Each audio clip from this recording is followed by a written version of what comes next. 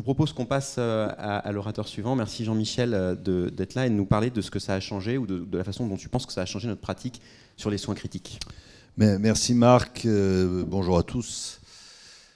C'est amusant cette question que vous m'avez posée et globalement je n'ai pas fait de biblio parce que je crois qu'il n'y en a pas. Et donc le temps que j'ai gagné sur la biblio à faire, j'ai essayé de faire une espèce de sondage autour de moi, donc totalement partiel. J'ai quand même essayé de sortir du monde de la pitié pour avoir une vision un peu plus générale sur la vie des quelques amis, collègues que j'avais autour, sur ce qu'ils pensaient de cette question.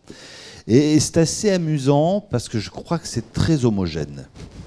Et que le ressenti des gens qui ont bossé en réanimation, on va dire des réanimateurs, est assez homogène suite à cette pandémie qui en fait a été une vraie révolution, je veux dire, globalement dans le monde de la réanimation. Et donc j'ai essayé de réfléchir et d'interroger sur ce qui allait en rester. Réellement, peut-être qu'il restera moins de choses que par rapport à ce qu'on a vécu, mais quand même. Si on part d'un domaine qui est purement d'activité clinique quotidienne, probablement que ce qui va rester, c'est une vision un peu différente de la ventilation artificielle et probablement beaucoup plus de ventilation assistée en cas d'insuffisance respiratoire aiguë, peut-être au-delà des recommandations d'ailleurs, mais je crois que pour sortir du micro-monde des ventilologues, on a eu une vraie compréhension pendant 2 ans de ce qu'est le couplage ventilation-sédation. Et donc c'est assez rigolo pour ceux qui bossent là-dessus, comme moi depuis 30 ans. Mais on a vu que ça devenait une priorité. Et je crois que ça va changer et que probablement, dans l'avenir, la réponse à la désadaptation sera plus l'augmentation de la sédation. Ou pas uniquement. Et s'il y a quelque chose de bénéfique à tirer de cette pandémie, c'est probablement ça. De revenir sur il faut adapter le ventilateur au patient et pas l'inverse. Et si ces 2 ans nous ont permis ça, c'est déjà bien. Je crois que quand on le voit dans nos internes, c'est quelque chose qui est bien rentré. Et je profiterai de ça. Je crois qu'il faut qu'on soit vigilant avec nos internes qui ont eu une formation tronquée. C'est-à-dire que s'ils ont bénéficié d'une vision très poussée, s'ils ont progressé sur le couplage ventilation-sédation, il y a plein de choses qu'ils n'ont pas vues. Et on a plein d'internes qui, pendant leur stage en pédiatrie, se sont retrouvés à ventiler des adultes dans les réa, pendant le stage d'anesthésie pédiatrique. Sur la connaissance des complications chirurgicales, on voit qu'il y a un trou. Alors c'est assez difficile à mettre en évidence, mais je crois qu'en tant qu'enseignant, qu'en tant que maître de stage, etc., il faut qu'on soit vigilant à ça, parce qu'ils ont 2 ans de formation tronquée, et 2 ans sur une formation de 5, ça compte, et donc c'est important. Probablement que cette pandémie a quand même changé la réanimation dans la vision qu'a le système santé de la réanimation. Puisque de quelque chose qui était vu comme c'est un endroit où on met du pognon, on met du personnel, ça fait pas de bruit et ils sont utiles, on s'est retrouvé à une position qui est assez fondamentale dans le système de santé. Je crois que ça a permis de mettre en évidence ce qu'on essaie d'expliquer depuis des années, et notamment qu'une réanimation, c'est une équipe. Et donc, c'est des médecins et c'est avant tout des infirmières et des infirmiers.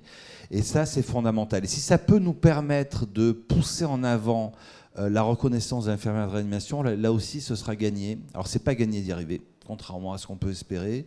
Mais il y a déjà des avancées. C'est-à-dire que l'enseignement de la réanimation qui avait été supprimé va re-rentrer dans les IFSI. Donc ça, rien que ça, c'est bien. Il y a des notions il faut faire une réserve sanitaire parce qu'il faut qu'on gagne en plasticité. Donc c'est pas encore fait. C'est le discours, on l'a dit d'emblée, c'est pas encore fait. Les discussions sont en cours avec les CNP et le ministère. Mais il y a une avancée et peut-être qu'il y aura une reconnaissance de la spécificité des infirmiers de réa. C'est assez dur tout de suite, elle a été juste financière, je dirais. C'est dommage, c'est ce qu'il y a de moins important. Ce qui était important, c'était de reconnaître que c'est un boulot spécifique, de reconnaître qu'il faut une formation spécifique, et là, on est en cours.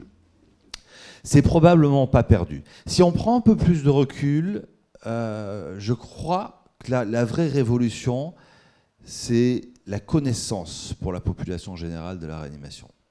Moi, ça fait 30 ans que je fais de la réanimation, ça fait 30 ans que je suis réanimateur anesthésiste, et que quand je discute, c'est nul sur le plan social de faire ça.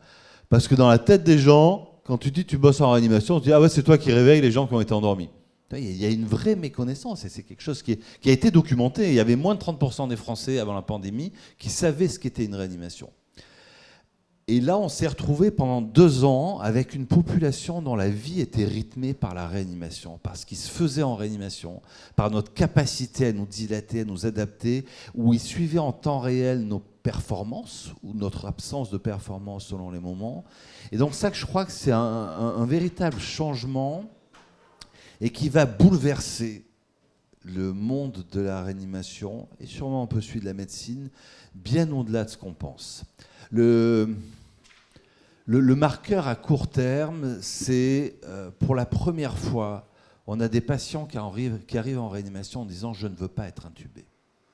C'est chose qu'on voyait chez quelques vieux insuffisants respiratoires chroniques ou des patients avec des pathologies neuromusculaires qui savaient qu'un jour ou l'autre, il faudrait discuter l'intubation. Eux étaient au courant de ça. Mais des gens qui ont une pneumonie, des gens qui ont un accident de la route et qui arrivent et qui vous disent « je ne veux pas être intubé », c'est une nouveauté qui est phénoménale. Et donc, au-delà de ça, de ce marqueur qui est un peu amusant, je crois que ce que ça met en exergue, c'est qu'on est en train de changer le modèle. Et c'est-à-dire que cette espèce de vœu pieux de passer d'une médecine paternaliste